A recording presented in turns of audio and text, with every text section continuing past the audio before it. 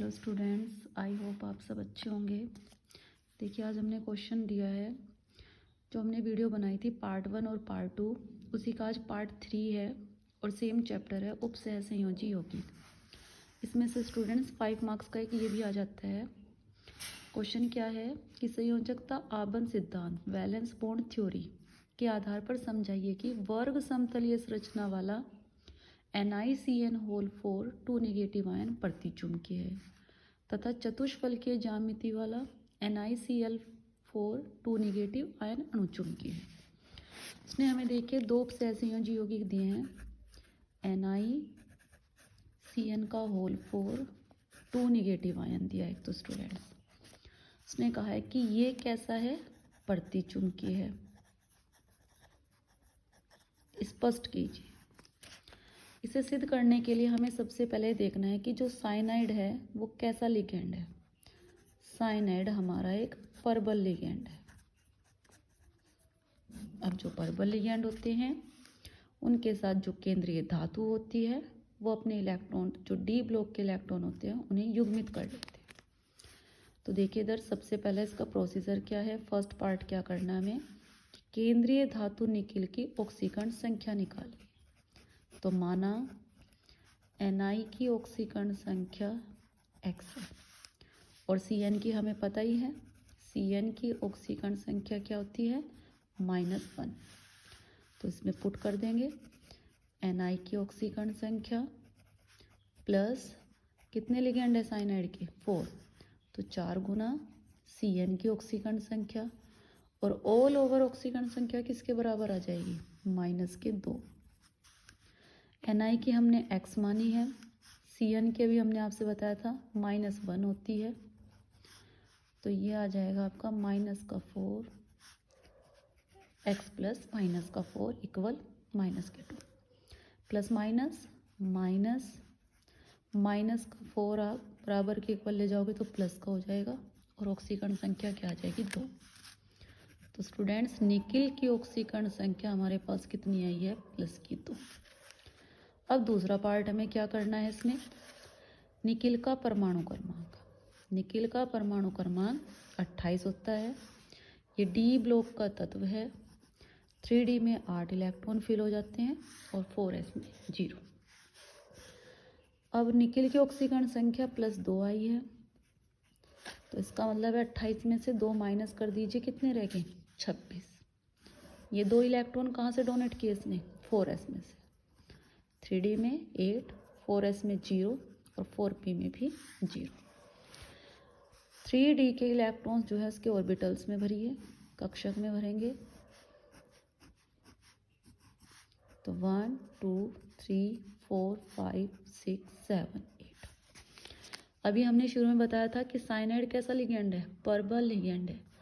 परबल लिगेंड होने की वजह से जो हमारे डी कक्षक के इलेक्ट्रॉन हैं ये कैसे हो जाएंगे, युग्मित, ओवरलैप करेंगे और यहाँ पर ये क्या हो जाएंगे, युग्मित।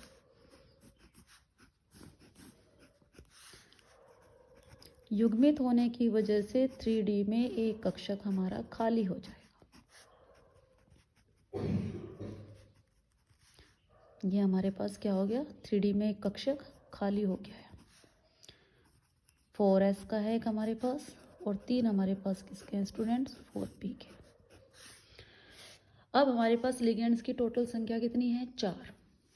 एक लिगेंड आप डी में प्रवेश कराओगे, एक लिगेंड आप जो है 4s में और 2 किस में जाएंगे, 4p में।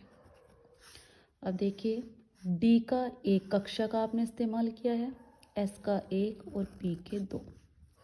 तो संकरण क्या हो गया, DsP2। ये क्या होता है स्टूडेंट, संकरण। सभी इलेक्ट्रॉन कैसे हैं, युग्मित। और जहाँ पर इलेक्ट्रॉन क्या होते हैं, युग्मित इलेक्ट्रॉन पाए जाते हैं, वहाँ प्रकृति कैसी होती है, प्रतिचुंबकीय। और संरचना कैसी होगी इसकी स्टूडेंट्स, इसकी संरचना जो होगी वो होगी वर्ग समतलीय। वर्ग समतलीय इसकी क्या होगी स्टूडेंट, संरचना।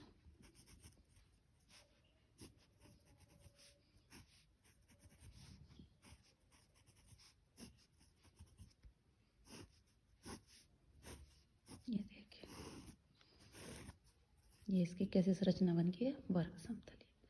तो यही कारण है कि ये प्रकृति कैसी शो करता है, प्रतिचुंबकीय। क्यों? चूंकि निकिल के साथ जो लिगेंड है वो कैसा है, परबल लिगेंड है, और जहाँ परबल लिगेंड होते हैं वहाँ पर केंद्रीय धातु अपने डी ब्लॉक के इलेक्ट्रॉन्स को क्या कर लेती है, युग्मित अवस्था में कर लेती है। नेक्स्ट देखिएगा हमारा क्या था दूसरा क्वेश्चन इसमें आगे।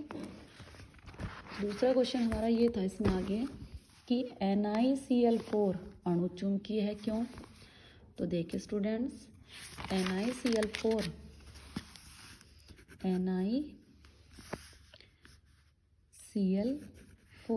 2 नेगेटिव, क्या कहा है उसने, कैसा है ये, अणु चुंबकीय। क्यों है ना वो अणु चुंबकीय? चूंकि निकिल के साथ इस बार जो लिगेंड है वो कैसा है, दुर्बल, और जहाँ पर दुर्बल लिगेंड होते हैं वहाँ पर केंद्रीय धातु के जो डी ब्लॉक के इलेक्ट्रॉन हैं वो ओवरलैप नहीं करते। अभी हमने इससे पीछे टॉपिक में Ni की ऑक्सीकरण संख्या निकाली थी, कितनी आई थी, +2 26, डी में इलेक्ट्रॉन कितने थे, 8, और 4s में 0। 3d 8 है, ओवरलैपिंग नहीं करेगा क्योंकि लिगेंड कैसा है इसके साथ स्टूडेंट्स, दुर्बल, और जहाँ दुर्बल लिगेंड होते हैं वहाँ पर ओवरलैपिंग नहीं होती, और ओवरलैपिंग न होने की वजह से इसमें 2 इलेक्ट्रॉन कैसे रह जाते हैं, अयुग्मित, और अयुग्मित रहने की वजह से यहाँ पर देखिए कौन आएगा, Cl आयन, यहाँ पर भी Cl आयन, यहाँ पर भी Cl आयन, और यहाँ पर भी Cl आयन। Cl आयन कहाँ कहाँ है, sp3, तो संकरण क्या है स्टूडेंट, sp3।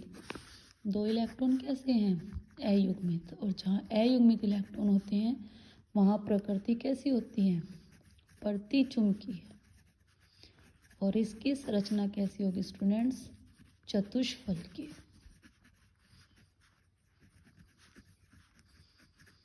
ये हमें सिद्ध करना था, और ये 5 मार्क्स में क्वेश्चन है, और ये आपका एग्जाम में आता है सेम चैप्टर से। Thank you and have a nice day.